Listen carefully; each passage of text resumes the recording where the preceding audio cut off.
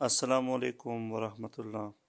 آج جمعہ نماز کے لیے پھر اسی فیملی کے ساتھ میں ان کی گاڑی میں نماز پڑھنے کے لیے چلا گیا۔ میرے ساتھ میرا بیٹا شہیر بھی تھا اور ہم برن جا رہے تھے، تو بہت زیادہ ہم نے انجوائے کیا۔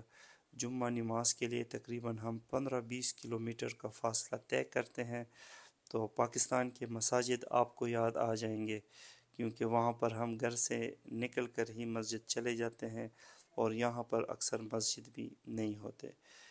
یہ علی عثمان صاحب اور آریان کے ساتھ ایک مرتبہ پھر ہم مسجد کی طرف آئے اور پھر نماز پڑھ کر ہم نے قبرستان جانے کا پروگرام بنایا تھا۔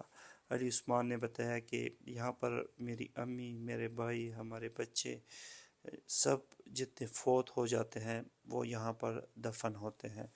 یہاں پر اکثر قبرستان وہ مسلمانوں اور عیسائیوں کے وہ اکٹھے ہوتے ہیں، مگر برن میں مسلمانوں کے لیے الگ قبرستان بنایا گیا ہے اور مسلمانوں کا سب سے الگ قبرستان ہے۔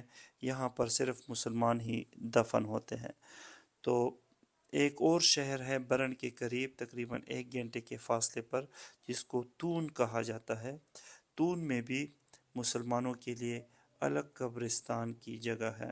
اب اویئرنیس بڑھ گئی ہے، تو جتنی پاکستانی کمیونٹی ہے ان کی کوشش ہوتی ہے کہ وہ اپنے لیے الگ قبرستان کا بندوبست کریں۔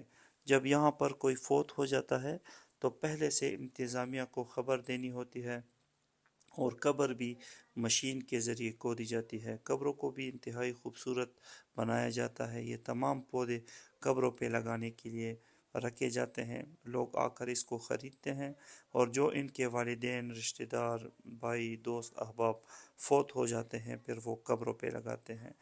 سوئٹزرلینڈ میں، یورپ میں قبرستان بھی انتہائی خوبصورت ہوتے ہیں۔ بالکل آپ دیکھ سکتے ہیں، سنت کے مطابق یہ تمام قبر ہیں۔ یہ مسلمانوں کا قبرستان ہے۔